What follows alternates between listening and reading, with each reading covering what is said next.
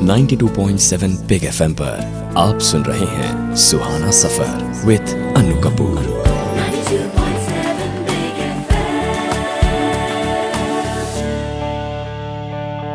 बात कर रहे हैं साल 1982 की, year of 1982। B.R. Chopra ji Muslim background पर एक फिल्म बना रहे थे और फिल्म का सब्जेक्ट था तलाक किस तरह से प्रॉब्लम क्रिएट करता है। चोपड़ा साहब ने हमेशा थीम बेस्ड फिल्म्स बनाई हैं, कहानी को प्रदान करते हुए फिर उन्होंने एक कमर्शियल सेटअप का ताना बाना बुना है और जस्टिस अपनी तरफ से पूरा कहानी के साथ न्याय करने की कोशिश की है। फिल्म का नाम भी उन्होंने तलाक रखा। हीरो साइन हो गया, हीरोइन की तलाश जारी थी। अच्छा, वो ज़माना ऐसा था 1982 का, हमारा सैटेलाइट चैनल तो आया नहीं था। मतलब क्या है? दूरदर्शन और निकट दर्शन जो भी था अच्छा, वो दूरदर्शन था। और मैं आपको एक बात और बताना चाहूंगा, ये इससे पहले कि जीतू साहब की बेटी ने के का चक्कर शुरू किया ना, क्योंकि सास भी कभी बहू थी, है ना, इसके ऊपर बहुत सारे जोक भी बने हैं कि भैया बहू के 1-2 अफेयर हुए तो ससुर ने सुसाइड कमिट कर लिया, है ना, बहू के 3-4 अफेयर हो गए तो हस्बैंड ने सुसाइड कमिट कर लिया। सास फिर भी चुप रही, क्यों? क्योंकि सास भी कभी बहू थी तो दूरदर्शन ही हुआ करता था। तो ये सारे के सारे सैटेलाइट चैनल के ऊपर के का चक्कर था, क्योंकि सास भी कभी बहू थी। कहानी घर घर की का चक्कर हुआ, कसौटी, कहीं किसी रोज, कुमकुम, इस तरह के शो हुआ करते थे।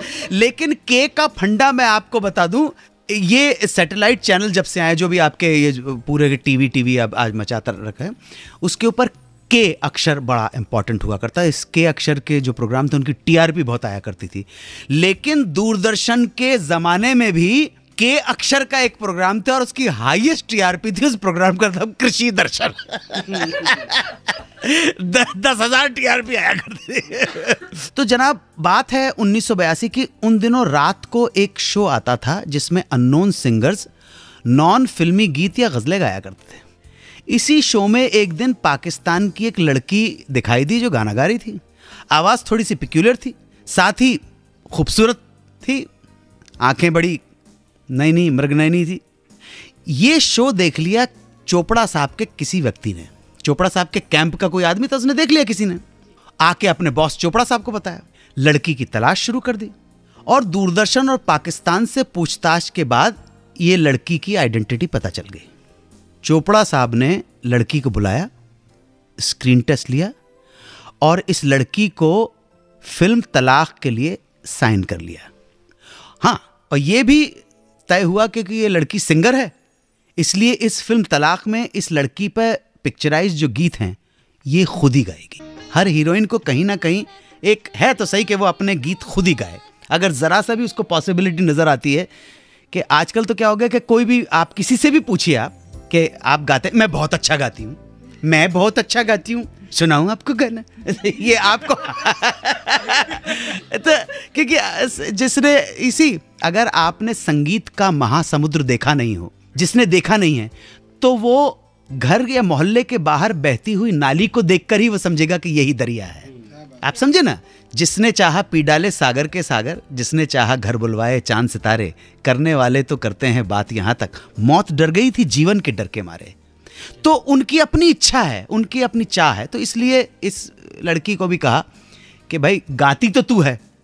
बाकी हिंदी फिल्मों में जहाँ तक एक्टिंग की बात है, तो मेरा अपना पर्सनल तजुर्बा ये कि हिंदी फिल्मों में एक्टिंग करना या करवाना कोई बड़ी बात नहीं है, कोई बड़ी बात नहीं। हमारे जो डायरेक्टर्स हैं, निर्माता निर्देशक हैं, वो इतने चतुर, चालाक, चौकस और चमत्कारी हैं कि ठंड की मौसम है, ठंड का मौसम है, बर्फ पड़ रही है, हीरो पूरा ओवरकोट और हाथों में दस्ताने पहन के खड़ा हुआ है, लेकिन हीरोइन को जॉर्जेट की साड़ी में नचवाना हमारे फिल्म इंडस्ट्री के डायरेक्टर प्रोड्यूसर को खूब आता है तो चोपड़ा साहब ने भी सोचा होगा एक्टिंग तो करवा ही लेंगे, लेकिन गाना गाती है इसलिए गाना भी हो जाएगा।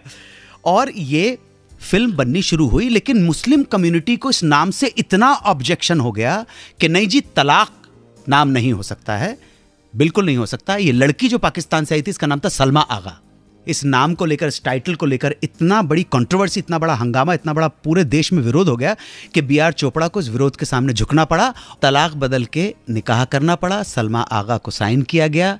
और उन्हीं के लिए रवि साहब ने हीरोइन के लिए जो कंपोजिशन तैयार की, तो उनको लगा कि सलमा आगा की एक पेक्यूलियर आवाज़ है, हल्की सी नेज़ल वॉइस भी है, थोड़ा आवाज़ में भारीपन है।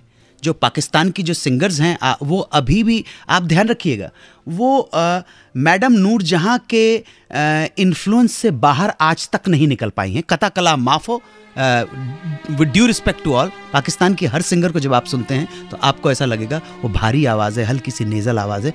तो इस नेज़ल आवाज़ को एडजस्ट करने के लिए म्यूजिक डायरेक्टर रवि साहब को 16 धुनें बनानी पड़ी थी, 16 ट्यून्स बनानी पड़ी थी।